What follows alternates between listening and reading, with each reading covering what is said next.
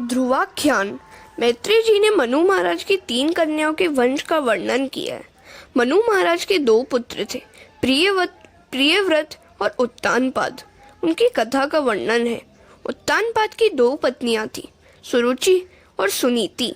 सुरुचि के पुत्र का नाम था उत्तम और सुनीति के पुत्र का नाम था ध्रुव। जीव मात्र उत्तानपाद है। माता के घर में रहने वाले सभी जीव उत्तानपाद है। जन्म के समय पहले सिर और फिर पाँव बाहर आते हैं। जिनके पैर पहले ऊपर हो और फिर नीचे हो गए हों वही उत्तानपाद है। जिसके पाँव ऊपर और नीचे हों वहाँ उत्तानपाद है। जन्म के समय सभी की ऐसी ही दशा होती है।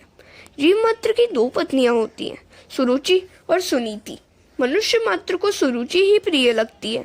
इंद्रियां जो भी मांगे उन विषयों का उपयोग करने की इच्छा ही सुरुचि है। सुरुचि का अर्थ है वासना। आजकल तो सभी को रुचि ही प्यारी लगती है। मन को, इंद्रियों को जो अच्छा लगता है वही मनुष्य करने लगता है।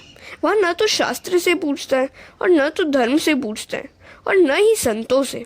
रुचि का अर्थ है मनपसंद इच्छा।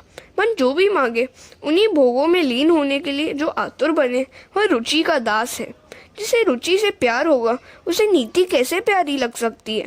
नीति भले ही विरोध करे फिर भी इंद्रियां तो स्वभावतया विषयों की ओर ही दौड़ती है। जीव जो भी मांगे वहाँ सब उसे मत दो। कई लोग सुपारी खाए बिना रह नहीं सकते। सुपारी वैसे तो ठीक है किंतु प्रमाण से अधिक खाने पर वह मनुष्य संयमी नहीं रह सकता। मनुष्य मात्र को सुनीति अर्थात नीति से अधिक प्रेम नहीं है। वह प्यारी रानी नहीं है। मनुष्य को सुनीति से नहीं सुरुचि से ही प्रेम है। जीव मात्र के लिए यही बात सच्ची है। उसे सदाचारी युक्त संयम भरा जीवन नहीं भाता। जीव वासना के अधीन होकर विलासी जीवन जीना चाहता है। जीव मात्र नीति के अधीन नहीं रहना चाहता। वह सोचता है कि सुरुचि के अधीन होने से उत्तम फल मिलेगा। सुरुचि का फल उत्तम है, इसी से सुरुचि के पुत्र का नाम उत्तम है। उद यानी ईश्वर और तम माने अंधकार। अंधकार अज्ञान है। ईश्वर के स्वरूप का अज्ञान ही उत्तम का स्वरूप है। इंद्रियों के दास होने पर ईश्वर स्वरूप का ज्ञान नहीं रह सकता। जो सुरुचि में फंसा है और विलासी जीवन जीता है उसे ईश्वर के स्वरूप का ज्ञान नहीं हो सकता। वह ईश्वर को पहचान नहीं सकता। ईश्वर का ज्ञान विलासी को नहीं हो सकता, विरक्त को ही हो सकता है। गीता जी से पूछो कि कैसे व्यक्ति को ईश्वर का ज्ञान हो सकता है। जिसमें सात्विक गुण की बुद्धि होती है उसी को ज्ञान प्राप्त होता है। सात्विक गुण की बुद्धि संयमपूर्ण सदाचारी जीवन जीने से ही होती है। केवल शब्द ज्ञान नहीं है। उत्तम विषय क्षणिक सुख देते हैं और वह उत्तम सुख क्षणिक विषयानंद है। इंद्रियों और विषयों के संयोग से जो क्षणिक सुख मिलता है वह सुख नहीं, सुख का केवल आभास ही होता है। खुजली को खुजलाने से सुख नहीं, सुख का आभास ही हो पाता है।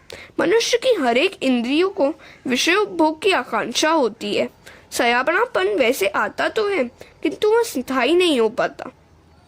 इंद्रियों और विषयों के संयोग से क्षणिक सुख मिल पाता है। भोजन सरस होगा तो जरूरत से भी ज्यादा खा लिया जाएगा जिससे अजीर्ण होगा। फिर ऊपर से अन्न पाचन के लिए गोलियां लेनी पड़ेंगी। ऐसे समय में रुचि और खाने को कहती है किंतु नीति मना करती है। स्वामी शंकराचार्य इसलिए तो आज्ञा देते हैं कि स्वादिष्ट अन्न की याचना मत करो। दैववशात जो भी प्राप्त हो उसी से संतुष्ट हो जाओ। स्वादिष्ट भोजन करने वाला भजन नहीं कर पाएगा। नीति का फल आरंभ में कष्टदायी होते हुए भी अंत में सुखदायी है, जबकि विषयानंद का आरंभ में परिणाम सुखदायी होने पर भी उसका परिणाम दुख ही होता है। जिसका जीवन शुद्ध है, पवित्र है, उसी को भजनानंद मिलता है और वही आनंद टिकाऊ होता है। नीति के अधीन रहकर जो पवित्र जीवन जीता है उसी को ईश्वर का ज्ञान मिलता है। हरे कृष्णा।